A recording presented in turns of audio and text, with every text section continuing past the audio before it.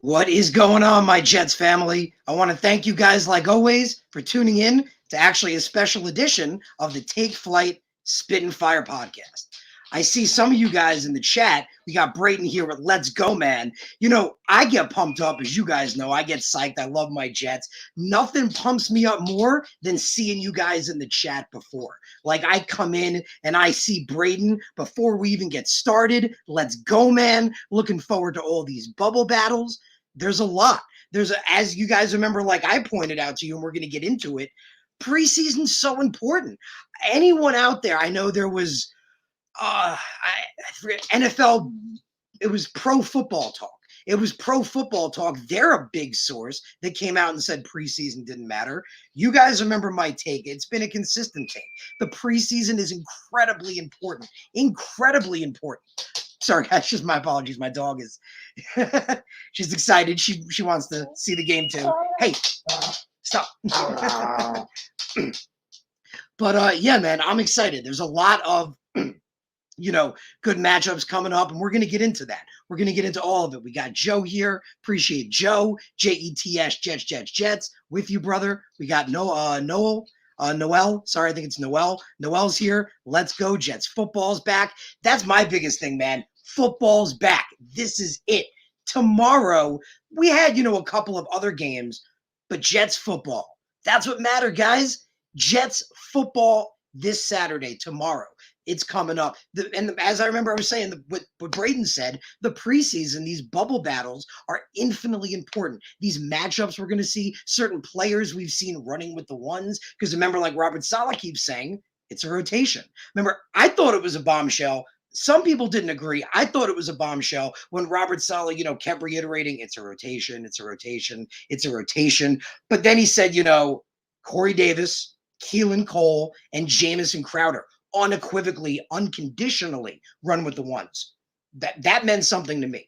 I thought it did. And we're going to get to that. But there's a lot of interesting matchups. But even more interesting, before we get into all of it, the first one, which I'm most excited to get into, before we get into all that, like you guys, point out, football's back. This is the first time we're seeing our new head coach's system. We've heard a lot about it, and I've told you guys a lot about it on Twitter, with interviews with Mike LaFleur, saying how this offense is predicated on the run game.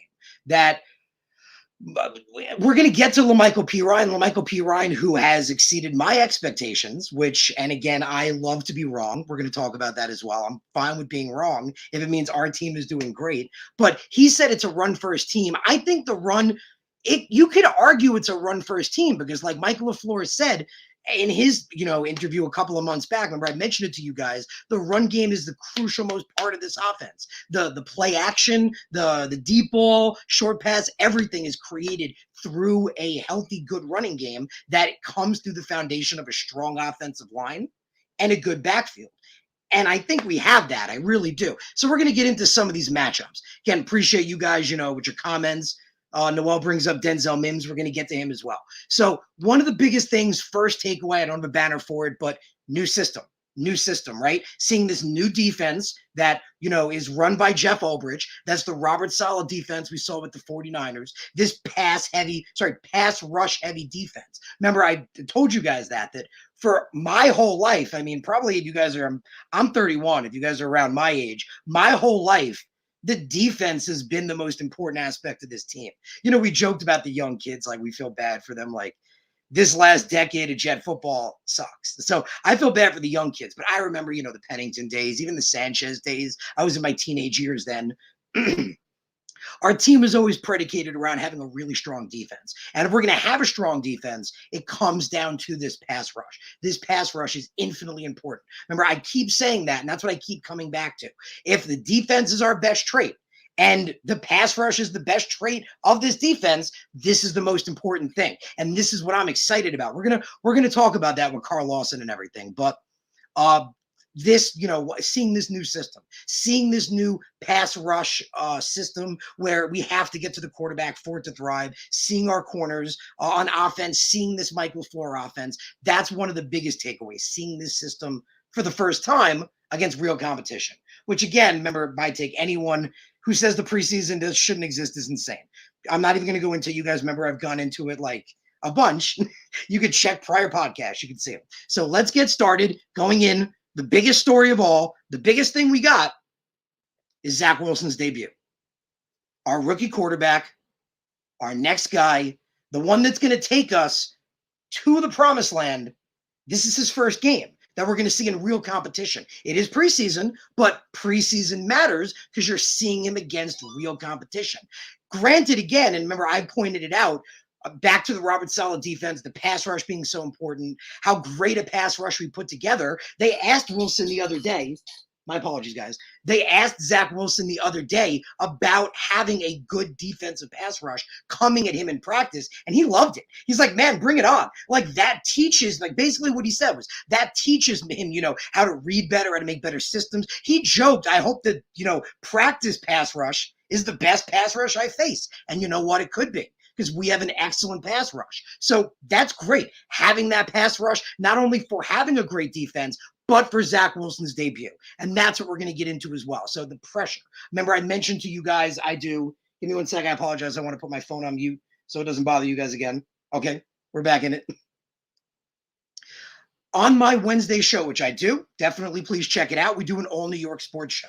It's through IE Sports Radio. It's pretty cool. It's called The Show That Never Sleeps podcast. I cover the Jets, the Yankees, the Nets, and the Islanders, and my boy Pierre covers all the other teams. He's a great dude. We go back and forth. It's awesome. This last Wednesday for fun, we did a Jets versus Giants matchup. If you guys want to check it out, where I was like, in this corner, we have the rookie quarterback. It was a lot of fun.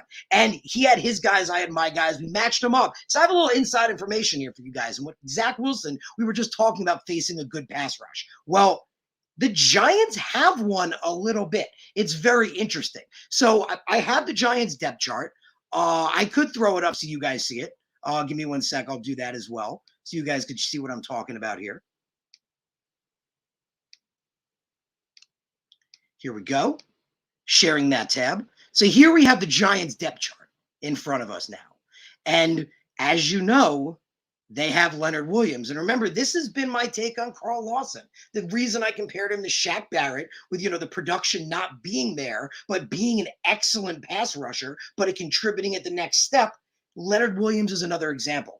He's become really, really good. And they have Leonard Williams on the inside with who I think is underappreciated, Dexter Lawrence. Dexter Lawrence is a guy out of Clemson, if I believe in his third year. As you guys know, I'm your source for ACC because I love my ACC football. He was excellent there. I figured he'd be a nose tackle because he's a big dude. Like, he's 340 something pounds. He's a big man. He's 342, but he, is actually quite athletic. So he's made his role actually on the end position, which is fascinating and not what I'd expect. Now, what's interesting with the Giants is, unlike us, and again, I prefer the 4-3. Want to throw that out. I prefer, as you guys know, the 4-3 tremendously to our defense. The 3-4 matches the Giants defense. So the Giants run a 3-4. And for 3-4 edge pass rushers, I really like the potential of O'Shea Jimenez. I feel like he was out of Old Dominion a year or two ago. He's got a lot of potential. Ujulari was could have been a first-round pick. Ujulari could have been a first-round pick where many people project him. He has a lot of potential. I wasn't a big fan because, as you guys know, I always say, don't get caught up in the numbers and the size. Don't get caught up in the size and the measurables. And it's true. It's true. But he seemed to fit more in the 3-4 scheme because of his burst and his agility and his ability standing-wise with his quick athleticism. He can really thrive there. So you have him, you have Jimenez, and who I still feel like shouldn't be counted out, Lorenzo Carter. I was a fan of Lorenzo Carter coming out of Georgia. I felt like he had a lot of potential, but he was raw. I felt like he was like the prototypical edge rusher, but didn't, needed to learn the moves and learn the trait and the way, the craft of the game, basically. Hasn't fully happened yet, but I still do believe in his potential. So just throwing out there, that pass rush for Zach Wilson, that matters. So this is a pretty decent pass rush. It is. There's going to be a decent pass rush coming at Zach Wilson. And I feel like we have a good offensive line. And I'm going to come to that. We're going to actually know what, now's a good time. So let's rotate to the offensive line. We'll shift it up a little bit. So we're talking about the pass rush coming at Zach Wilson, which is important. As we talked about again in practice, he's facing a good pass rush that we currently have, which is true. Carl Lawson. Again, as I've been pointing out, Quinnen Williams isn't even there yet. We're blown away with what we're seeing from the pass rush. And there's no Quinnen. Quinnen's not even in the mix yet. Quinnen and Lawson are going to be insane on their own. Now you factor in Franklin Myers and Huff, who, again, you guys remember I said Huff is slept on the outside. Excellent as an edge rusher potential. Remember, I had him on the show. You guys heard him. He's like, that's where I fit. I belong with my hand in the dirt. So you got Vinny Curry. You remember Franklin Myers said still is one of the fastest get-offs ever at 32 years old, 33 years old. So we have an excellent pass rush coming at Zach. I think, as you guys remember, that was my big take. Everyone's freaking out. Oh, my God, the offensive line is so bad. I've heard, some beat writers saying the pass protection is bad. I wouldn't go that far. I think we're seeing a good offensive line going against an excellent defensive line, and they're getting consistently beat. The Giants have a good defensive line, not as good as ours, in my opinion, especially when Quinnen's in the mix. Quinnen's not. With him out, maybe we can compare him, but with Quinnen in, it's not even close, in my opinion. So the Giants have a decent pass rush. I think our offensive linemen are going to get the chance to shine. So talking about the offensive linemen, we talk about Lawson beating Becton. You guys remember, we talked about it in my last shows. We never get too into it. Remember, I kept saying it's not a knock on Becton. Becton should have been an all-pro last year. Watch his tape. He's an excellent left tackle going against a borderline elite edge rusher. That's how you need to look at it. It's, remember, like Becton said, it's iron sharpening iron. I mean, Lawson kicking his ass is only making Becton better. Remember, we say bad experience is good experience in a way because you learn. Becton's learning from Lawson. So we thought he was good last year. Now with Lawson throwing stuff at him, Becton should be better this year. ADT is going to be back in the lineup. As you know, we've been missing him. Him being back in the lineup is huge. You remember, I've compared him to Quentin Nelson, Brandon Scherf. That's what we're looking at here. McGovern. Remember, I was iffy on him. But then, as you remember, I'm a human being. I'm allowed to be wrong. I want to throw that out there. I'm allowed to be wrong. I was iffy on him, and I think rightfully so, because, again, I expect consistency, I expect consistency between, the whole season. Remember, he was bad in the beginning of the season and then top 10 in the second half. But as he said, and I pointed out and I tweeted out in interviews, he really believes they asked him about how he felt about this the outside zone run scheme. He was excited. He said, this totally fits me. It's what I ran in Denver. I'm excited about it. I'm used to this. I'm going to thrive in it. So let's see. Right guard, Van Roten's job is it right now? Right now, it's Van Roten's job to lose. Again, I thought Fat would be playing Van Roten for that right guard position. And because he's not, that brings us into the next section. And the next section is interesting because we're talking about matchups against other teams. And I know what you guys are thinking. We moved on from Zach Wilson too fast. We're going to come back to him. But just going to the offensive line quick because we were talking about it. So offensive line, as you guys know, I thought it was Morgan Moses. I mean, I don't get how it isn't. You remember I tweeted videos of him dominating TJ Watt, like literally dominating one of the elite edge rushers in the game, keeping him at bay because he's huge, physical, but also very athletic and good for his size, like Becton. Very similar in a way. I thought the two of them together would be a top 5 duo. And why not? Remember, Morgan Moses had an 86 overall run blocking grade last year. People were questioning the right side of that line. 86 overall run blocking grade, 80.6 overall grade. Fant had a 62. I mean, I get it was Fant's job to lose. I get that, but I really didn't think it would be as open a competition as it is. I really, you look at Morgan Moses again. Fant isn't bad. I'm not saying George Fant is bad. George Fant is about average. But again, Morgan Moses has been one of the best right tackles in the NFL every year. Every year, he's one of the best right tackles. And again, we talked about him dominating elite edge rushers. So I figured, it wasn't that much of a competition. But in this first preseason game, as Connor Hughes has pointed out, it's a competition. We're going to see these guys rotating. We're going to see them both getting snaps. So it's actually going to be crucial to see how they play. Because as it looks right now, from what Robert Saleh is doing, it's an actual open competition, which means George Fant has every opportunity to win this job as Morgan Moses. They're equal right now in the coaching staff's mind. which is interesting. So we're going to see what happens. We really are going to see. So keep an eye on that right tackle position, because you're going to see the two of them probably switched around. You're going to see, maybe Moses on some series, then maybe Fant, then Moses again. Watch them and we'll compare them, and it'll be interesting. I mean, again, nothing against Fant. I would be hugely surprised if Morgan Moses isn't the starting right tackle, but that's going to be something to keep an eye on. So back to Zach Wilson, because I know what you guys are thinking. You're like, wait a minute, he dropped the ball, and I did. I'm sorry, I buried the lead. So I'm gonna be a dog here. I'm gonna dig up the lead, and we'll have the lead back. And the lead is Zach Wilson, because we have a rookie quarterback. This is our future, our promised land. The guy that's going to take us the distance. As you know, this was my guy. This was the guy I wanted. I truly believe he's going to be it. And even though I do believe he's definitely going to eventually be it, from what I've seen, from what I look for, as you guys know, we've talked on and on about the cerebral traits, the intangibles, the mental aspect, what I looked at in him that I instantly fell in love with, that did not see in any of the prospects, including Trevor Lawrence. Remember, I pointed that out. In certain abilities in the pocket, the awareness, the mobility, anticipation, he was better. He was better than Trevor Lawrence, and I'd said that. So this is his first time against real competition, his first time in an actual game, which again matters, even though it's preseason, because it's against another team. It's against real competition. And we talked about the pass rush. Now, the Giants secondary.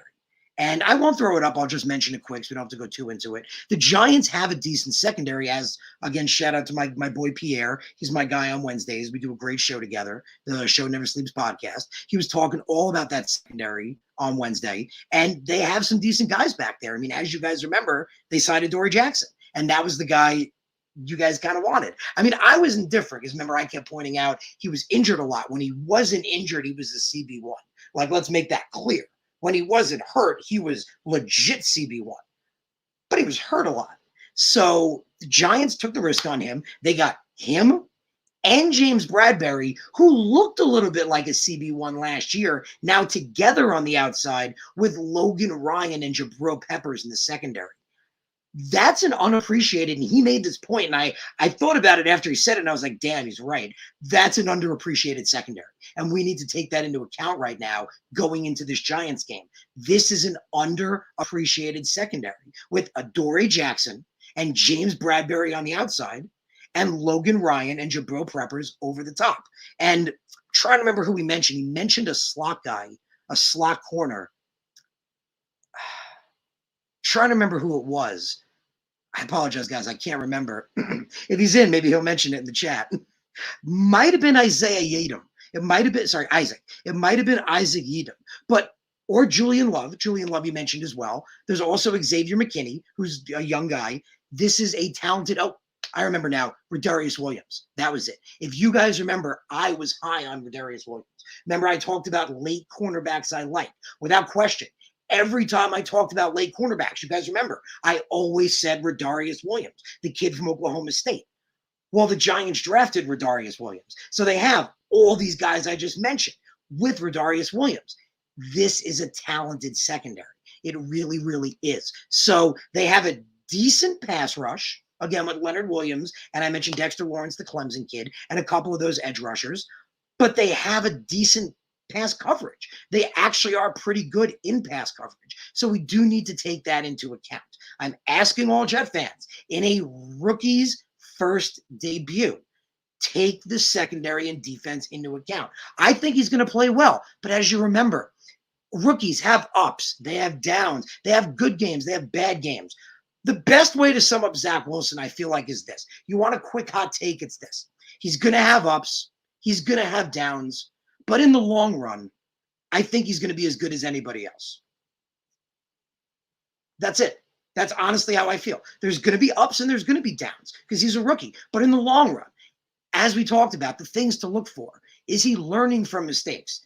Like Sam Darnold, unfortunately. Is he making the same bad throw over and over? Is he making the same wrong decision? Is he learning from defensive reads? Is he taking leadership and owning up and telling receivers if they missed a route or if a lineman missed an assignment? This is what we need to see from him. Leadership as well as, read progression, Pocket awareness was good in college, but as you remember, I pointed out what offensive linemen taking, as you guys remember in the past, offensive linemen taking, at least a year usually to transition to the NFL. That's why the top ones go fast. Big difference, man. As Zach's finding out, I loved his college pocket awareness. There is a big difference between college level and NFL level pocket awareness. And if you don't believe me, ask any quarterback. Ask anybody. They will tell you there's a really big difference. The timing is like almost cut in half. It's crazy. So moving into that, that's what we need to see. The right progressions, the right reads, learning. But as you remember, what's everyone always saying? Zach is always in the film room. He's a film junkie. He wants to know why things went wrong. Not just if it went wrong, why it went wrong, how it went wrong, how it can get better. He wants to be great. He's constantly learning. I feel like that's always used. Whenever Zach Wilson has been described, and I've noticed that, I've made a note of this, since the draft, whenever Zach Wilson has been described, they always use the word learning. They always do, whether it's Saleh or Joe Douglas or a teammate. Learning. Elijah Moore said learning, that he's always learning. That's so important. So that's what we need to see. There's going to be ups and there's going to be downs. But from what I've seen that I looked for, remember when people said that he was entitled and he didn't study film, I laughed at it. Remember, I made a joke out of it. And you guys said, why are you making a joke? It's because I told you guys, he's a crazy film junkie. So we know what he is. I feel he will eventually be great, but it's not going to be overnight. It's just like this team. Rome wasn't built in a day. So it is his rookie debut. Again, the big things to look for is how that offensive line we just talked about matches up against that Giants defense, which has a decent defensive line we just talked about. The secondary is pretty good. How's Zach Wilson going to look? Dory Jackson, James Bradberry. They're good cornerbacks. They played really well. Bradberry did last year. And we said Dory Jackson, when he played, legit CB1. Legit. In the secondary, Peppers is really freaking good. And Logan Ryan, you guys remember I wanted Logan Ryan. I was like, why are we not signing Logan Ryan? Like, this kid is a good ball hawk. He's good in coverage.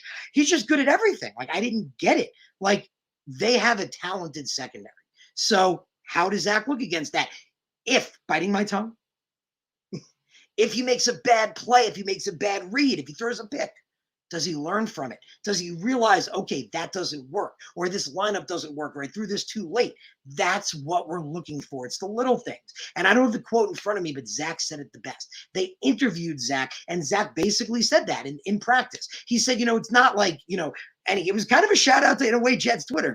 He was like, it's not about winning or losing practice. It doesn't work like that. He said it's about the individual play. How did we look there? Did we do it right? How did we execute? Did we make it or not? He's not listening to the noise like they keep saying, and they keep saying that. He's not focused on the noise. He's not focused on what people are saying. He's focused on the little things. He's focused on what it takes to be great. So it may not be instantaneous. Rome, like we said, wasn't built in a day. This is his debut. But how is he progressing, and how does he look? So again, my quick take on Zach Wilson, if you want to take it to the bank, he's going to be good. He's going to look bad, but overall, he's going to be great.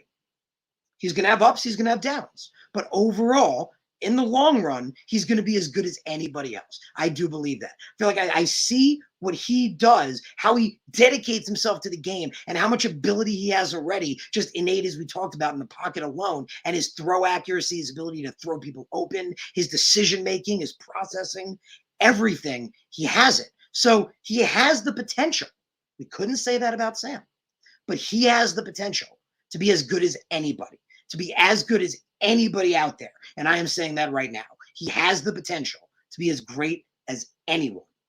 So we talked about the offensive line. We talked about how it looks really good, but right tackle is an interesting battle right now, which I didn't expect, but we'll see. Another one, which again is interesting to me, and I pointed out, I will apologize and, point out when I'm wrong, and I'm okay with being wrong. If being wrong means our team succeeds, baby, I'll be wrong all day. I'll be wrong all the time if it means the Jets win the Super Bowl. Like, let's go. Wrong every take. But the one I was wrong about was La'Mical Pirine. You guys remember, I felt this way. I have. Since the last draft, remember, I've been consistent about it. I said other than La'Mical Pirine and other than Jabari Zuniga, and again, some people took that to mean I have Florida Gator hate. That's a coincidence. I just want to point that out. That is an absolute coincidence. I didn't hate Kadarius Toney. I just felt like he's a slot guy. I don't hate Florida guys. It was just a coincidence. But I felt like they were both taken way too early. Remember, my take on Perine was, well, he's not like the fastest guy. Like, he's not as fast as Ty Johnson or Carter or even Tevin Coleman, but he's not as big as Josh Adams. Like, remember, if I wanted a power back, I wanted him. But you guys remember, I've been saying it for the last couple of weeks. When Robert Saleh mentioned his running backs, he mentioned La'Mical Perine before everybody. He meant, well, not before everybody, but he mentioned Coleman, Carter, then Perine. Perine came next before Johnson. Then, remember, I pointed out Mike LaFleur did the same thing. He talked about Perine, mentioned Adams as an afterthought. Robert Saleh did the same thing. I really like Jamal Adams. I felt like he's being slept on. I thought the kid was really good out of Notre Dame. He's faster and quicker and bigger and stronger than Perine, in my opinion. But Perine looks to be the guy. And if I'm wrong, I've been saying it. I've been saying I didn't think Perine would be the guy, but I always say, come take it, right? That's what my take. Let me motivate you. If I'm saying you're not the guy, prove me wrong. That's how I've always looked at it. Chip on your shoulder, baby. If you're letting those guys weigh you down, you don't deserve it. Prove me wrong. I was saying Perine couldn't be the guy, and he's proven it. And I will admit it, I was wrong, 100% wrong, because Perine has looked good. In fact, he's looked borderline really good. Remember, NFL Network tweeted out that they thought La'Mical Perine was a projected starter. And I kind of laughed at it a little bit, and I tweeted it out, and a lot of you guys laughed at it too. And I didn't believe it, but Perine, as you guys know, you saw the depth chart. I mean, I don't believe Michael Carter. Michael Carter is listed as the fourth. Michael Carter is the rookie. It makes sense. I guess the rookie has to earn time, just like Elijah Moore. It makes sense. Rookies have to earn it over vets when you have a committee backfield. Remember, I said wide receiver was different, and we're going to come back to that. But with the committee backfield, it makes sense the rookies have to earn it. I think Michael Carter's going to get time. And as you guys remember, I've said Michael Carter was just as good. And that brings us to the next one. We're going to go back and forth. Michael Carter was just as good as Javonte Williams, if not better, had more yards, better average. Could have been a second-round pick. I really, really like Michael Carter. I've been saying he could be the running back one, but La'Mical Perine looks like he could be the running back one because I had him, remember, cut. I figured I wanted Josh Adams more. I viewed him as more of a power back, but Robert Saleh called La'Mical Perine his power back. He said, this is my power back. I'm not going to argue with the guy. If that's his power back, that's his power back. And Perine is showing it. Perine is showing Robert Saleh right. He looks good. Remember, I tweeted it out. I'll bring it up for you guys quick. I looked it up because I wanted to give Perine some love because he's been looking so good. I did some deep stat pulling, and I found out that La'Mical Perine in 2020, in week 7 against the Bills, had 7 first downs in just the first half alone. That was the most first downs in any single half by a Jets rookie in 20 years. Sorry, my apologies. I can't do math. 30 years. In 30 years, since 1990. So Perine had 7 first downs in one first half alone. Remember, my big take was that, Adam Gase wasn't giving Josh Adams enough time, wasn't giving Ty Johnson enough time. Well, La'Mical Perine is showing that he didn't get enough time as well because he did have 7 first downs in one first half alone. That week 7 game against the Bills. Again, that was the most first downs in a single first half by any Jets rookie in 30 years, since 1990. So Perine, as you see here, is really making noise. He is really, really making noise.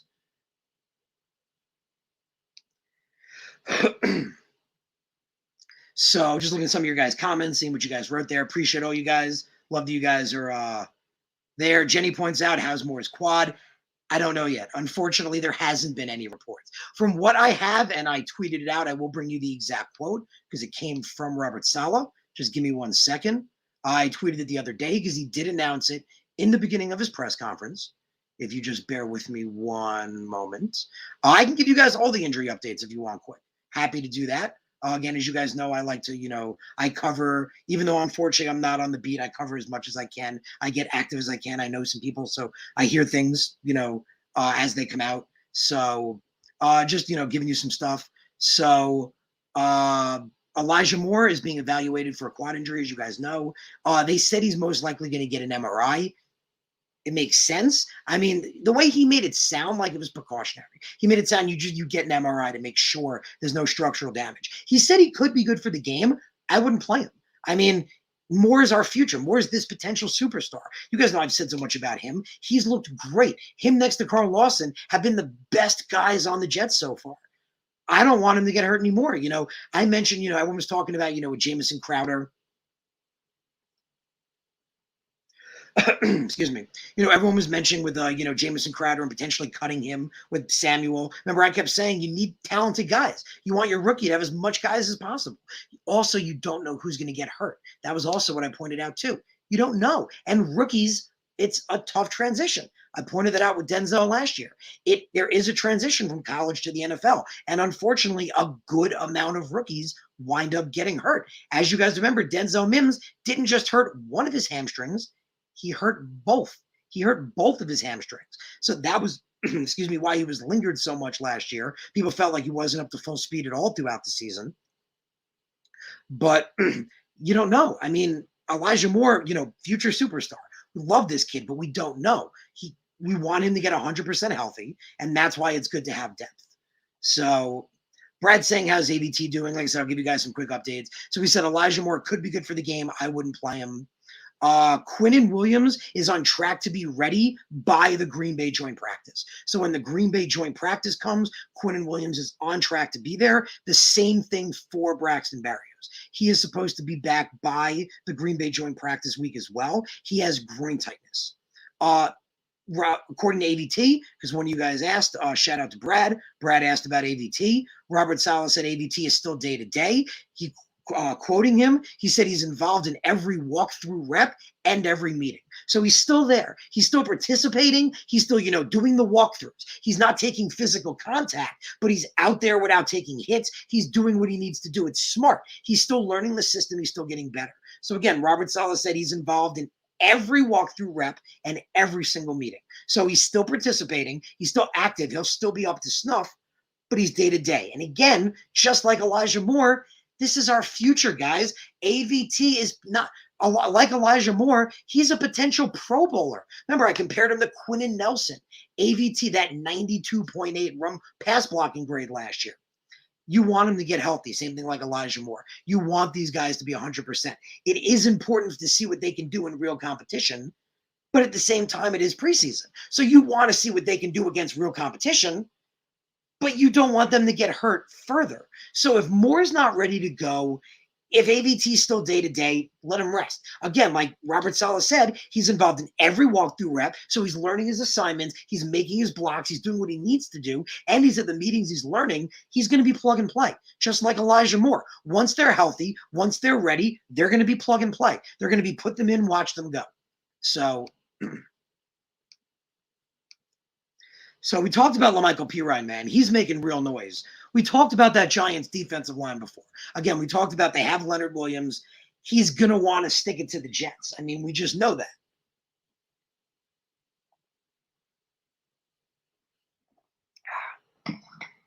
We trade Leonard Williams away. He was a top pick, and he was talented. We all kept saying it wasn't that he wasn't a good player. He was mainly getting double-teamed. The production wasn't there, and it made sense at the time. He was due a very big contract, and we were still in cap hell. Joe Douglas hadn't done his magic, which, again, doesn't get enough credit for. Remember, taking us from McCagnon's bankrupt team, who spends $250 million, all the way to having the third most money in the NFL. Just 2 years later, third most money. But it made sense at the time. So they have Leonard Williams. We mentioned Dexter Lawrence. We mentioned the edge rushers. They have a decent defensive line, pretty good defensive line. So the Jets running backs and offensive line are going to have their handfuls a little bit. I mean, I believe our offensive line is very good, and they're going to show it, but this is good defensive line. They're going to have trouble opening up running holes, and it's going to be good to see these running backs, especially Pirine. We mentioned Michael Pirine making noise, being a power back. This is it. If you have trouble opening running holes, power backs come in handy. So LaMichael Pirine, maybe Josh Adams, they could be getting some play. So we talked about matchups. And again, I mentioned, talking with my boy Pierre, who's a Jets fan. We got Corey Davis versus Dory Jackson and James Bradberry. So I mentioned them before. We don't have to get into them again. But you guys remember Dory Jackson, CB1, Bradberry, potential, and looked like a CB1 last year. Corey Davis is going to be on one of them, if not both of them, at different times. They might have a Dory Jackson on him some plays. They might have Bradberry some other. They're both big physical corners. Dory's not that big, but he's physical enough. Bradberry's big enough. They're both good cornerbacks. So it's going to be interesting to see how Corey Davis does. That's going to be a good matchup. Corey Davis, our wide receiver 1, versus 2 pretty good corners in a Dory Jackson and James Bradberry. As you guys remember, the media interviews with Corey Davis, I tweeted him out. They asked him about being a wide receiver 1. He was pumped. He's like, I'm ready. He's like, this is the role I wanted. Like, he's been working at this, he said. He's been working all off season. He's been getting better, been getting faster. This is what he wants. He wants to be a wide receiver 1. And you guys remember how good he was not just last year, but coming from college, one of the best college wide receivers of all time, and still young. So that's going to be interesting matchups to watch up there against those bigger corners. Remember before I mentioned, Morgan and Moses, as instead of matching up against the Giants, 2 Jet guys matching up against each other, because we have, as you guys know, positional matchups. We have another positional matchup for you. And that next positional matchup is wide receiver 2. So Elijah Moore is probably not going to play. I don't want him to play if he can get hurt more. Guys, I know you want to see him, and just understand this. I know you want to see Elijah Moore, but if he's going to get hurt worse or more before the season starts, it's not worth it. You don't want that.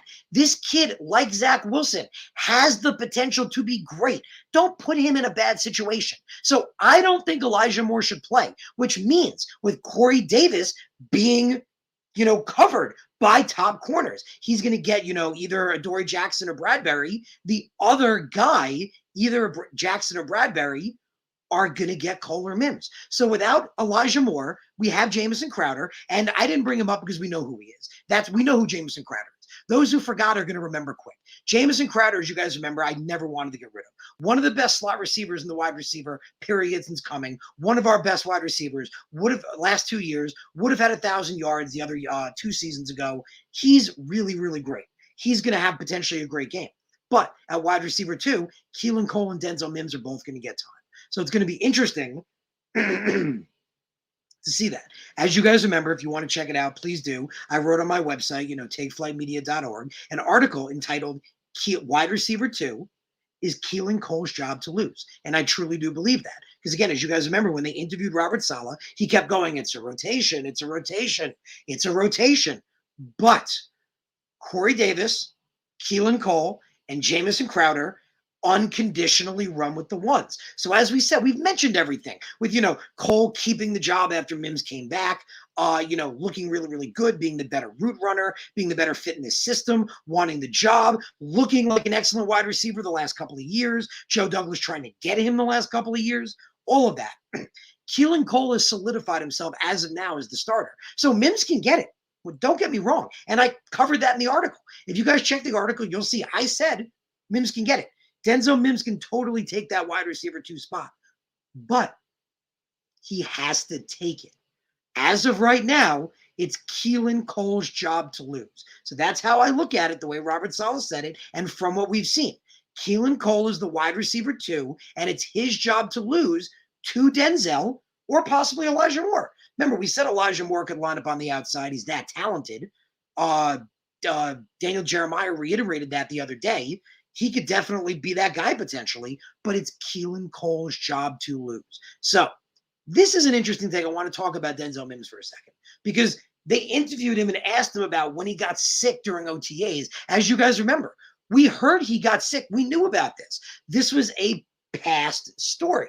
This happened in the past. We heard that Denzel Mims had gotten sick. That's why he wasn't there. And when he came back, Keelan Cole was still running with the ones. That's what prompted everything. That's what prompted Connor Hughes to say, well, Keelan Cole is the better route runner. Same thing with DJ Bieniemy, saying he's the better route runner. Mims is just linear. Cole fits the system better. That prompted all of that. So I do want to point this out. And if you give me 1 sec, I just want to give me 1 sec.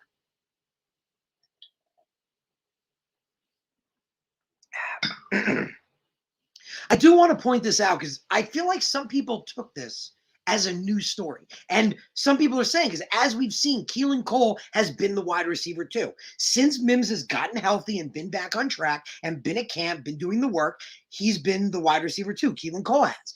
Now, again, Mims can take it, but Cole's been the guy, like Salah said, unequivocally running with the ones. Well, like we just said, him getting sick was in the past. This had happened already. He did say he lost 20 pounds. That was a big story. Mims said he lost 20 pounds. He was up to 217 and down to 197.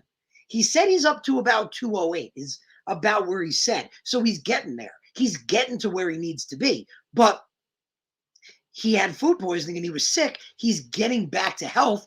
But don't look at this. This is not a new story. Like, it's not like Mims just got food poisoning. This happened back during OTAs and he wound up getting healthy, but he had lost all this weight and now he's gaining it back.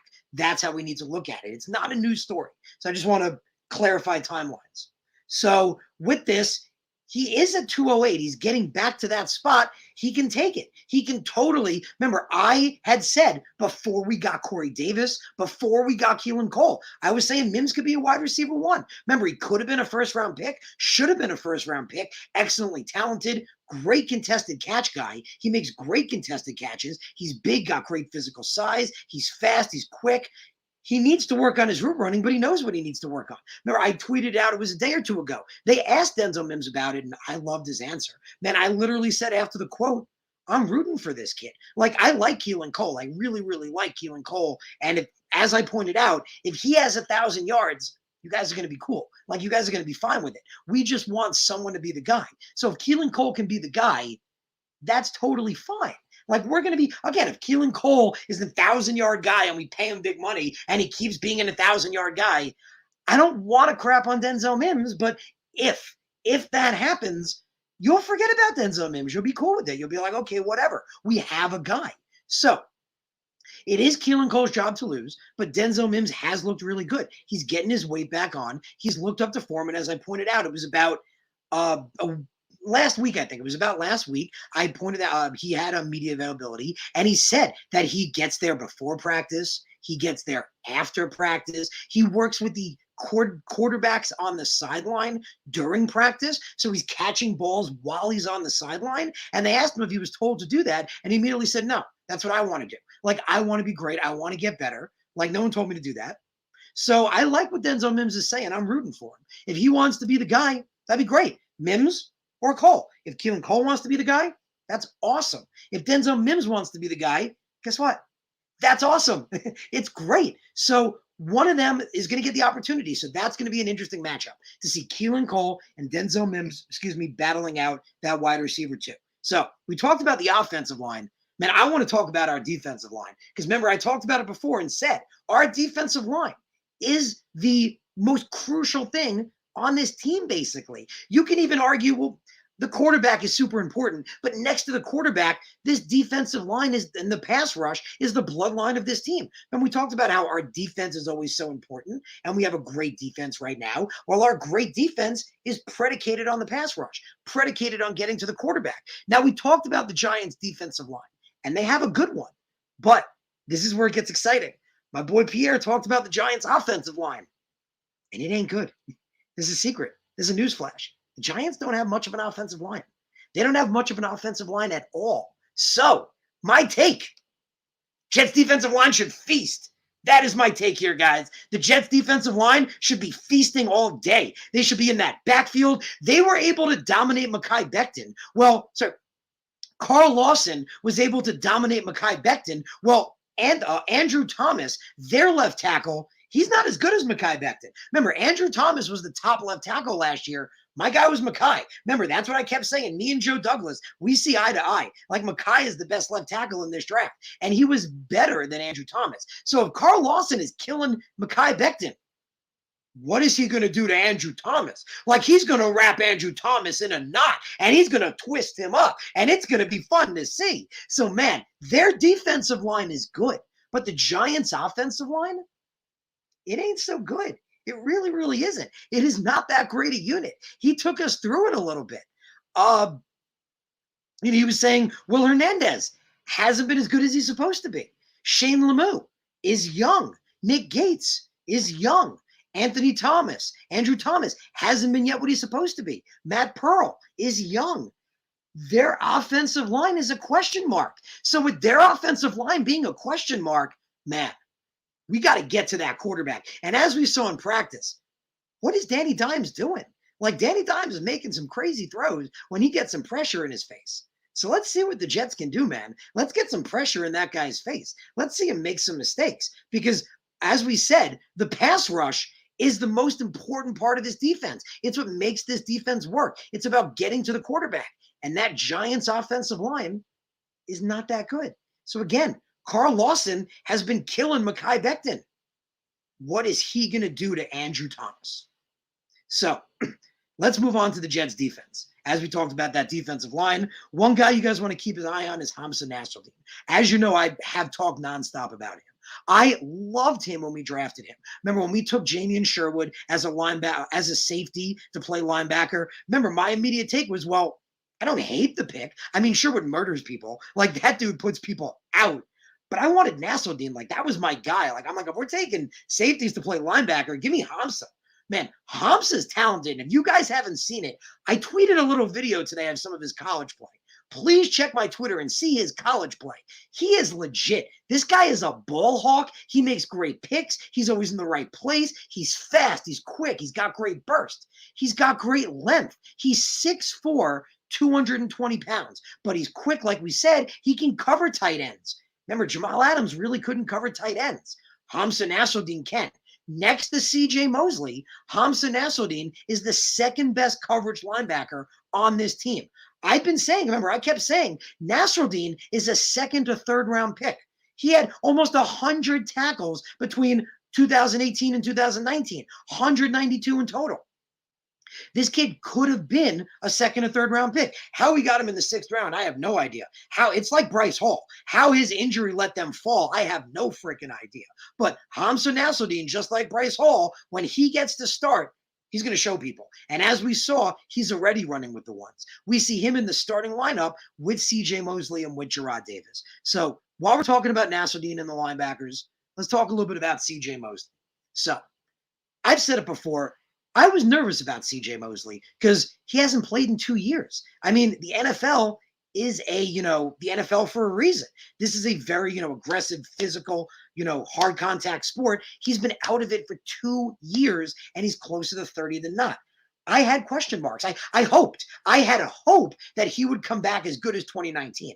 And if he does, if he comes back as good as 2019, there's no way he's not comeback player of the year. Like in 2019, he was one of the best linebackers, period. He had a pick, like 3 tackles, like a pass to flag. He was incredible. He was amazing. And then he got hurt. He's closer to 30 than not, and he's been injured. My big take has always been, when a guy older gets injured at such a high level, they need to come back better than they were. And we've seen it. Guys like Teddy Bridgewater. That was a devastating knee injury. Remember, when he came back, he said, my knee feels better than when I got hurt. Dak Prescott has said the same thing. My leg feels better than it did before. If you want to come back at the NFL level, you have to come back stronger and better. And man, if you guys have heard, C.J. Mosley, he's down 20 pounds. Now, that took me aback for a second because you guys remember C.J. Mosley at 252, he was this fast guy. He was as fast as anybody. He was fast. He was quick. He's down 20 pounds. He's down to 230. Remember, my take is like, I want to see C.J. Mosley cover a wide receiver. Like, I want to see C.J. Mosley on the outside a little bit. Like, he was fast before at 250. So C.J. Mosley, if he's back to where he was, he's going to be a big one to keep an eye on. Because like we just said, he's looked great in practice. He's looked good before training camp. This is the real deal. This is when you're playing real competition. This is when you're really hitting as hard as you can, playing at your highest level. So I hope C.J. Mosley's back, man. He's, again, 20 pounds lighter than when he came in. And like I pointed out, for a guy almost, getting older in the NFL, you need to come back better than you left if you want to make a shot at coming back. And that's like what C.J. Mosley looks like. He looks faster. He looks much quicker. He's just as strong. He looks great. So if he's back, I'm ready. but we got to keep an eye on him because this is his first game back. So him in his first game back and Hamza Nasruddin, again, just love him at linebacker as everything I said about him playing in his first preseason game. Excuse me. They're going to be ones to really keep your eye on. So that with the linebackers, they're really to keep your eye on.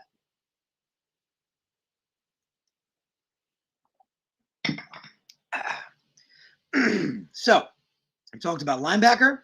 We're going to go on to cornerback. And as I mentioned, I've been talking to my Giants man, my boy Pierre, and we've talked about a lot of matchups. So we got Bryce Hall. Remember, I've talked a lot about Bryce Hall. Remember, I've said it's Bryce Hall lockdown season. And I mean it. I mean it, and I say it. It is Bryce Hall lockdown season. Remember, he looked like a CB1 in a bad system last year with Adam Gase. Remember, we've gone through all of it. I loved him at Virginia, loved his potential, didn't think he'd be that good that quick. He's just scratching the surface, man. So, Bryce Hall is going to get an actual matchup this week. Bryce Hall wants to be a CB1. Well, here's your chance, Bryce, because you're going against a real wide receiver one. So the Giants, remember, when we talked about potentially getting a wide receiver one in, we got Corey Davis, but we talked about potentially, before we got Corey Davis, getting Kenny Golladay, the Giants got him. That is a true wide receiver one. I like Corey Davis. Don't get me wrong. I love his potential, but I really liked Golladay. Like this guy, man, when he plays, he really, really is a wide receiver one. Like Kenny Golladay is a legit wide receiver one when healthy. Really is. And he's big. He's strong. He's physical. He makes excellent contested catches. Well, Bryce Hall is big. Bryce Hall is physical. So it's going to be a very interesting matchup. So Bryce Hall, our new CB1, we're going to get to see him against the wide receiver one. That's going to be a very interesting matchup to watch Bryce Hall against Kenny Golladay. And the next matchup, we talked about the Jets CB2, whoever they will be. Well, guess what? They're going to have their hands full. They're going to have their hands full between Sterling Shepard and Darius Slayton. These are no slouches. We know who Sterling Shepard is. He's a good wide receiver, excellent in the slot. And Darius Slayton, as an undrafted guy last year, looked fantastic. Man, I had him in my fantasy team. He killed it. I loved it. It was fun to start him certain weeks. So these are talented 2 and 3 options. So we've talked about who our other outside cornerback is. Remember Brandon Echols was in the mix, but he got hurt. Remember he was taken off the field with a trainer. There hasn't been an update on him. So we don't know if he's going to play in the game or not. So Brandon Echols is an option at CB2. And remember, I talked about the fact that he has a 4.34 40 and a 42.5-inch vertical. This dude can run and jump with anybody. But I don't think he's going to play. So it's going to be Bless Austin, maybe Jason Pinnock, probably Isaiah Dunn. That's probably what we're going to see. Probably going to see Bless Austin and Isaiah Dunn and maybe Jason Pinnock. But they're going to have their hands full with 2 talented wide receivers in Sterling Shepard and Darius Slayton. So we mentioned the wide receiver 1 matchup. We mentioned how our CB1, Bryce Hall, has a legit matchup this week. He's going to have his hands full with a real wide receiver 1. Can he step up to this plate? I think he can, but we're going to see it. We talked about wide receiver 2, but remember, I mentioned Sterling Shepard. He can line up in the slot. So that brings me to my next take that I have to remind people of. It's a reminder. Guys, it's a reminder because everyone's so freaked out about CB2. They forget how good we look at slot cornerback. My take, keep an eye at this first game. Keep an eye on Javelin Guidry and keep an eye on Michael Carter II. That's my take for this game. Keep an eye on that because we are much better at slot cornerback than people want to give us credit for. And I'm taking that to the bank. I've been saying it like crazy, and it's true. Remember, we're not going to get into all the stats. Remember, I pointed out why we were keeping Javelin Guidry over, Brian Poole. He was a younger, almost just as good version of him. And then Michael Carter II has excellent potential. He could potentially be a starter. I've talked, you guys know, I've talked at length about both of them. So people are questioning our CB2, but a reminder that we don't look that bad in the slot. So I think whoever lines up in the slot, whether it be Sterling Shepard or whoever, they're going to have their hands full. They're going to have their hands full because they're going to have either Javelin Guidry or Michael Carter II on them. And they're going to have their hands full. I really, really believe it. So, last one before I go to some of your guys' comments. Appreciate all you guys in the chat. Thank you. Last one I'm going to bring you guys is our safety duo in the backfield. So I mentioned the Giants safety duo, which is good. You can't sleep on the safety duo of Logan Ryan and Jabril Peppers. That is a pretty damn good safety duo. And I mentioned the CBs with a Dory Jackson and James Bradberry. So again, Zach Wilson, rookie quarterback, going against a decent pass coverage, decent secondary, but our safeties ain't no slouches either. So remember, LaMarcus Joyner, I kept saying, man, fingers crossed, praying that LaMarcus Joyner is just going to be a safety. Because remember, I pointed out when he played safety back with the Rams, he was amazing. Remember, when he exclusively played safety in the NFL, he has a PFF of 90.1. Well, remember, he's back at safety. Jeff Ulbrich confirmed it on Flight 2021. Jets have confirmed it multiple times. He's exclusively a safety. So LaMarcus Joyner, back at free safety, roaming safety, where he had his best years in the NFL, paired with Marcus May, who was fantastic last year. That is an underappreciated safety duo, and I really, really do feel that way.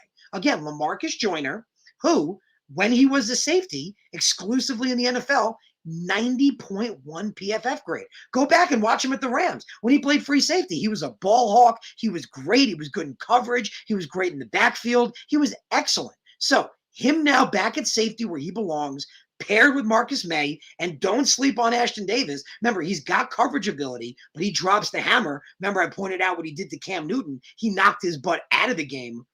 That's a little bit slept on. That is a little bit slept on.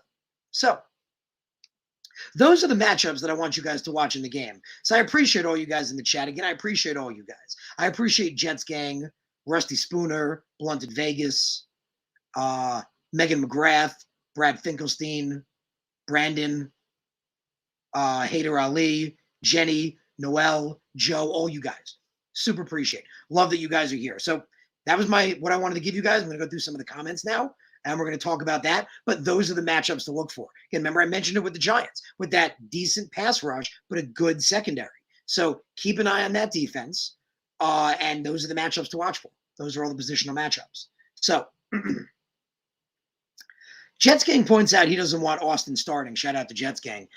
I don't think he's going to. I mean, he's going to get opportunity. As remember we pointed out when we drafted Ashton Davis and we had Marcus May and Jamal Adams. Nothing wrong with 3 safety sets. Nothing wrong with it. Everyone pointed it out. Well, you got 3 safety sets.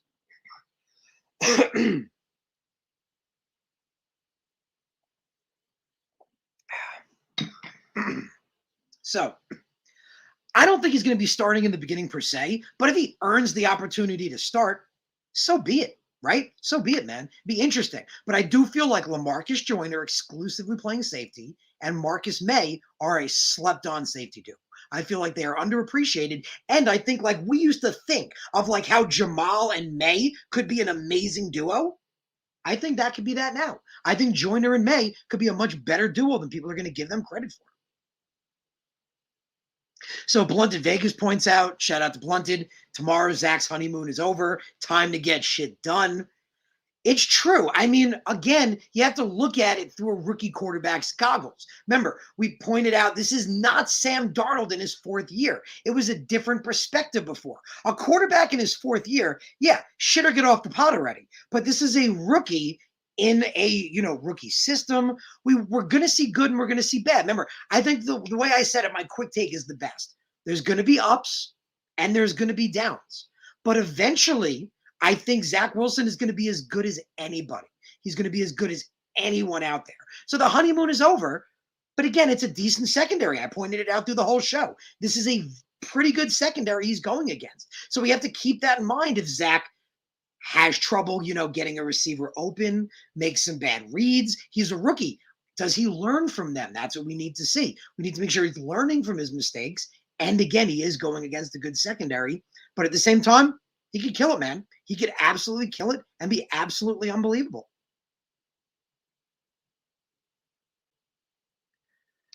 Shout out to Rusty. Rusty points out, JFM. Shout out to John Franklin Myers. As you guys remember, I had him on the show. He's a great dude. He is an awesome, awesome dude. Excited to see what he can do this year. Says, so Rusty says, I'm looking forward to seeing our D, seeing the Dean of Mean, Nasruddin. We really should be feasting heavy. Man, I talked about Nasruddin. Not enough can be said about this kid. He should have gone a lot higher in the draft. If you guys remember all last year, I said Bryce Hall was so much potential, should have went higher, got to recognize him. Look what he became so quick. I'm saying the same thing. I'm saying, not again, it's not the same player, but I'm saying the same thing. Nasruddin should have went a lot higher, totally slept on, excellent pick. Look out for him. Really look out for him. Excellent potential. But JFM, man, people talk about him playing on the edge. And again, on the new depth chart, he is listed as an edge rusher. I wouldn't be surprised if he sees the inside more, just because in this 4-3 system, if you have natural edge rushers, guys like Carl Lawson, like Vinny Curry, they thrive in that natural edge position. And remember, we talked about Bryce Huff, looking great in camp. Bryce Huff, Connor Hughes literally said, don't be surprised if Bryce Huff pushes to start outside Carl Lawson. And remember, JFM, we talked about JFM. He said, Vinny Curry was, had the fastest get off in his life and looked just as good as he ever had. So JFM could definitely play on the outside, but I really like the potential in these edge rushers, man. The Carl Lawson, obviously, but Vinny Curry with Bryce Huff, and you could even throw Jabari Zuniga in the mix. So I'm interested with these 4-3 edge rushers. I really, really am. Braden points out, I can't wait to see Q. Guys, that's just the point. Like, we've been watching our defensive line kill it. Like Carl Lawson, remember, it's like every day, 3 times in the backfield. Like 3 times minimum, always in the backfield. Quinnen's not even part of it yet. Quinnen is not even in the mix. You put Quinnen on that line, whew, man, look out. I appreciate all your guys' comments. See everything right here. Braden asks, what percentage? Braden says week 1. What percentage do you think will be run versus pass? Megan answers. Megan says, I think 60% run, 40% pass, but it depends on whether or not we are ahead or behind. There's a lot of factors. And I think Megan's, 100% correct on that because there's a ton of factors. I mean, where are you on the field? How is their defense playing? Is the secondary locking it down? We talked about how good that secondary can be. Are they locking it down? Are there more holes and more ability in the running game? Or is the passing game more prevalent? Is the running game struggling? So there's so many different ways to go. I think you're going to see a healthy combination of, both, kind of like the way Megan had it. But again, ton of different factors. Rusty says, what's up, fam? Sorry late to the party. Not a problem, man. Appreciate you being here. Appreciate all you guys being here. So Rusty makes a good point. Rusty says, I wonder who on the Giants wants to battle Becton. Man, he's on that left tackle position. So I think, they're in a 3-4 system, it's probably going to be one of their 3-4 edge rushers is what I would think would be the ones going against Becton. And because he's on the left tackle, going against what I know, looking at their depth chart, I'm guessing right now, but with Becton being on the left tackle, I think it's either going to be one of the 3. It's either going to be Carter, Zimenez, or Ojulari.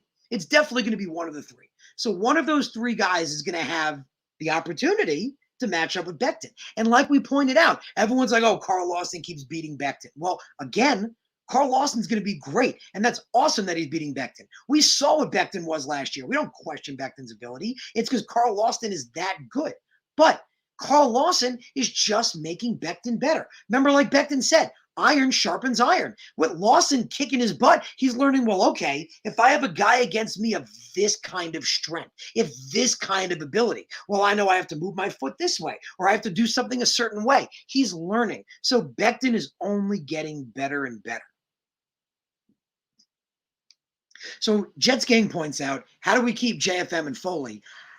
I don't want to see, I love Foley. I really, really do. I want to say I really love him. He's a Long Island native guy. Again, it's Queens, but Queens is on Long Island, whether people want to recognize it or not. He's a Long Island guy. He's from the island. I like him. He's a local guy. But again, he's an up-and-coming star. He's young. He's buried on this depth chart. He could be interesting trade bait just because he's in a contract year. I don't want to see him gone, and I point that out. I don't want to. But it's an if. If Quinnen's killing it, if Franklin Myron's killing it, if Rankins is killing it, if all the edge guys are killing it, Foley's buried. I mean, he's really talented. Remember, he's one of the best run stuffers in the NFL. He's 24, 25 years old, and he's one of the best run stuffers in the NFL. So I just think, if you put him on the trade block and you have a team that really needs like a nose tackle, a guy like Foley that can stop the run, and they offer like a second or third rounder, I might take it. I might just take it. So it's interesting. So Jets Gang also points out we can't let Leo get sacks. Leo's going to be lined up on the middle. He's going to be lined up on the interior of that line. So I don't know if AVT is going to play. And if AVT doesn't play, if we go based on the depth chart, then that means that it's going to be Dan Feeney at the left guard position. We're going to see Dan Feeney, Mr. Crash a beer can on his head himself, and Greg Van Roten at right guard. I'll be honest. I mean, they're not terrible, but they're not great. I mean, Van Roten is a much better option than Feeney. Feeney has, again, remember I pointed out with him, the best thing about Feeney is durability. Remember I said the best of ability is availability. Feeney's never gotten hurt. Feeney has been in the NFL for 4 years. He's started and played every single game. So he's great to have his depth. But when he started, he was pretty bad.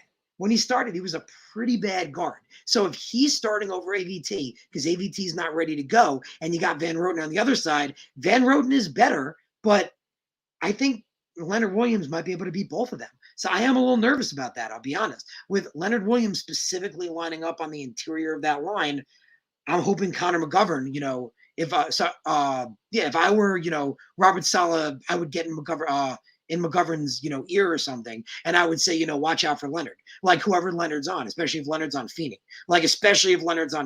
I'd be like, your job is to make sure those guys don't get through, like on the pass rush. Like he has other jobs as well, but I would make that one of his jobs also. Remember, I talked about how, centers need to be able to do a lot of things. Remember, I compared him to, Nick Mangold. I said, with Nick Mangold, you want a cerebral center. So if McGovern's going to be the center, he's got to earn it. So if I were Saleh, I'd say that to him. Your job on top of everything else is to watch those guys, to cover their back and pick up slack.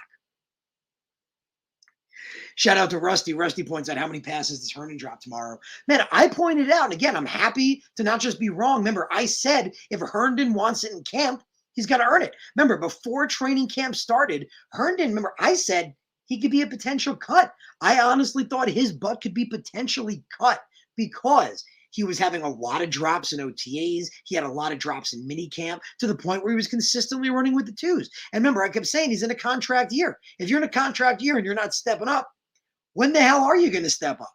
But when pads went on, remember I kept saying my shout out to Chris Herndon was when the pads go on, this is your chance to earn it. When the pads go on, this is your chance to, prove you're the guy. And he kind of has. Since the pads went on, he's looked good. Since the pads went on, I noticed now Rusty says Henderson. I noticed he says Henderson, but we'll talk about Herndon anyway. I noticed that now was a Freudian slip. I had Herndon on the brain and I saw drops and I was like, oh, Herndon and drops. It goes together. So with Herndon, back to him quick. Yeah, you got his name right, bro. You spelled Henderson right. I thought Herndon. But again, with Herndon, he stepped up since the pads went on. That's my only take on him. Since the pads went on, he stepped up and played well. Let's see what he can do. Let's see if he can keep earning that role. Again, he's in a contract year. If you want to get paid, what did Corey Davis do last year? You're in a contract year, Chris. If this ain't a time to step up, I don't know when the hell is a time to step up. I really, really don't. Oh, that's actually really funny. Rusty, I think you and me are on a telepathic connection right now because it says Henderson, but I read Herndon. If you guys remember, I saw Herndon. I just kept going. I was just talking about Herndon. So I think we're connected right now, Rusty. We got a little ESP going on because I thought Herndon. I could have thought it. But people mention Henderson, like Jets Gang points out. Should we trade to get CJ Henderson? I pointed out on Twitter, if you guys check it out, I'm not as big in Madden as I used to be because unfortunately I don't have the time with, the company with the podcast and writing and everything. But I used to play Madden a lot. And I loved to go, before the draft and put guys I liked on the team. And there's a ton of videos if you guys want to check it out with CJ Henderson on the Jets. Please go to not the YouTube for this channel. It's actually the YouTube in my name. So you could search my name, or if you go to the website, it's listed as Madden on YouTube. So you go to takeflightmedia.org. You find Madden on YouTube, and it will take you to the page. I have footage of like years ago where I played with CJ Henderson because I liked him. Man, this was a guy I wanted. Like, I wanted him bad. Like, we needed a CB1 bad, and I wanted him bad. But again, people have pointed it out. I can't help but think, why is he available? Like, he's supposed to be really, really good. And I didn't check it yet. I want to go look at his PFF scores over the last seasons, because he was supposed to be really, really good last year. Like, I liked him. Remember, going back to last year's draft, remember I said we needed a CB1 bad, and I liked him. I really wanted CJ Henderson. Remember, I wanted Mekhi. So I remember, if you guys check it out, I had some like crazy thing where I was like taking CJ Henderson at 11 when he wasn't even there, but he was gone at 9. But I was taking CJ Henderson if he fell at 11, and I was trading back up to get Mekhi Becton. But Henderson, and I'm looking at it right now, his PFF grade in 2020 wasn't great. It wasn't great. It was a 57.9. But I got to say, man, I loved the kid out of college. I got to say, I really did. Back in 2019, 2018, I loved his play. Loved his play with the Gators. I really wanted him. So I come back to, again, I really wanted him last year, but why is he available? Like, he was the 9th overall pick just a season ago. Why is he on the trade block? So I come back to that. I really keep coming back to that, because don't get me wrong. If we check it out and there's no character issues right now, like, I don't know why this is happening, but if there's no character issues and there's like, no reasons that we shouldn't trade for him, I'll give a first. I mean, I will. I honestly like CJ Henderson that much. I will give away our late Seattle first to potentially get CJ Henderson. I totally would. A guy that was a 9th overall pick just last year. Remember, I didn't think he'd be there at 11, but my big take was, if he's there at 11, I'm taking him, trading back up to 12, and I'm getting Mekhi. That's what I wanted to do. So I love him, but I don't get why he's available. I really, really don't. That's my big thing with CJ Henderson. I don't get it. So shout out to Blunt Vegas. Appreciate it. Appreciate you guys. Great show. If you're loving it, if you're liking the content, I ask, please subscribe. I'm trying to get up to 1,000. That is my goal. My goal is to get our show, the show that you guys love, up to 1,000 followers. So please tell your friends, tell your people, have your people tell their people. If you can get as many people to subscribe to the channel, I would greatly appreciate it. So if you're not subscribed, please subscribe to the Take Flight Spit and Fire podcast. If you guys check it out, right over here, I believe, yes, in the corner, you can see the logo for Take Flight Media. If you click on that, you can subscribe right there. So if you click right on the logo, right on the bottom, you can subscribe right to the show. So again, I ask, if you're not subscribed, please do. Thanks for the shout out, Blunted Vegas. And if you have anyone you know who can subscribe, I would love it. We're going to get those numbers up to 1,000. That's my hope, guys. That's my hope. So we'll go through a couple more of your guys' questions before I go. And again, I appreciate all your guys for your comments. I'm happy, to go through all your guys' comments, and appreciate you guys bringing it. I know we've been here a while, but hey, got a lot of content to bring you guys. Had a lot of mashups. Had a lot of really interesting matchups with those Giants. A lot of very specific Jet-Giant matchups to go through. And again, I'm happy to go through your guys' questions. So Rusty points out, again, shout out to Rusty. Kicker's a coin flip right now. I'm with you kind of on the FML part, because, like, we haven't had a good kicker in a while. Like, we had a decent kicker in James Myers, and for some reason we decided not to pay him. Like, McCagnon's infinite wisdom was like, we have a kicker right now. Let's not pay him. He doesn't need the money. Let's not pay him. So we only had him for 1 season, so I don't count on him as, like, a consistently good kicker for us. So it's crazy, and it's really actually kind of crazy. This fact. The last time the Jets had a legitimate, reliable kicker that they could rely on was Nick Folk. That was a decade ago. The Jets haven't had a kicker that they can rely on, a reliable long-term kicker, in a decade. So right now we have 2 rookies. I mean, I tweeted the footage of Matt Amendola kicking those 3 70-yarders in a row. That dude's got a leg. But half the people were loving his leg. Half the people were like, this dude is shredded. Half the people were like, he looks like a male model. Like this dude is ripped. Is he playing linebacker too? But Matt Amendola, man's got a leg. So Matt Amendola is a rookie, and Chris Nager. Chris Nager does have a strong leg too. Matt Amendola is stronger. And again, Matt Amendola is ripped out of his mind, but it's an interesting competition between two rookies. Again, we haven't had a reliable kicker in a decade. So my hope, my prayer, maybe one of them. We have two rookies right now, two rookies with really good, strong legs. Maybe one of them could be the guy. That's my hope. My hope, my prayer is one of them can finally be the reliable kicker we need, because we saw it through Vedvik. Like, I'm getting regurgitation in my throat. Through all of them, like Butule. I can't even go through the names. It was tough. We know what it's like to not have a kicker. We really, really do. And again, haven't had a reliable one in a decade. So I'm really, really hoping one of these guys can be the guy. Shout out to Brad. I appreciate it. Really great show. Great content. Thank you, brother. Thank you. Blunt points out, loving the beard. Thank you, man. I didn't get a chance to shave yet. Normally, it's a little shorter. I didn't get a chance to trim it up yet, so it's a little bit longer. So it varies. Sometimes it's longer, sometimes it's shorter. I'd grow it out pretty long, but the fiance is not a fan of that. She told me as I get older, I can get longer. So I guess like prestigious with age, like the hair and the beard can get longer as I get older. So maybe if we're here long enough, you guys will see that transition. Maybe. But I appreciate all you guys. Like Brad said, great show, great content. Thank you, man. I appreciate it. So again, guys, I hope you enjoyed the show. We went through a lot of the matchups, a lot of really, really important matchups where we're not just seeing positional battles on the team, like wide receiver 2 between Cole and Mims, right tackle between Morgan and Fant. We're also seeing positional, we're seeing matchups like our CB1 Bryce Hall. How's he going to match up against a real wide receiver 1? Kenny Golladay is as real a wide receiver 1 when healthy as anybody. So we're going to see that. We're going to see it. People were nervous about CB2. We're going to see what we can do there too. So as you guys saw, there's a lot of matchups we went through. It was a great show. I appreciate all you guys in the comments. I hope I got to get through everybody, but if not, again, I appreciate you guys being there. Thank you for tuning in. Thank you for being part of the stream. I want to thank you, like always, for tuning into the Take Flight Spit and Fire podcast. And as you guys know, it's Friday. So on Fridays, I'm live at 6:30 in about an hour and 15 minutes on Weapons Hot. Weapons Hot with CJ, with Jimmy, with Kevin. It's a great time. Most of you guys probably already check it out, but if you don't, please do.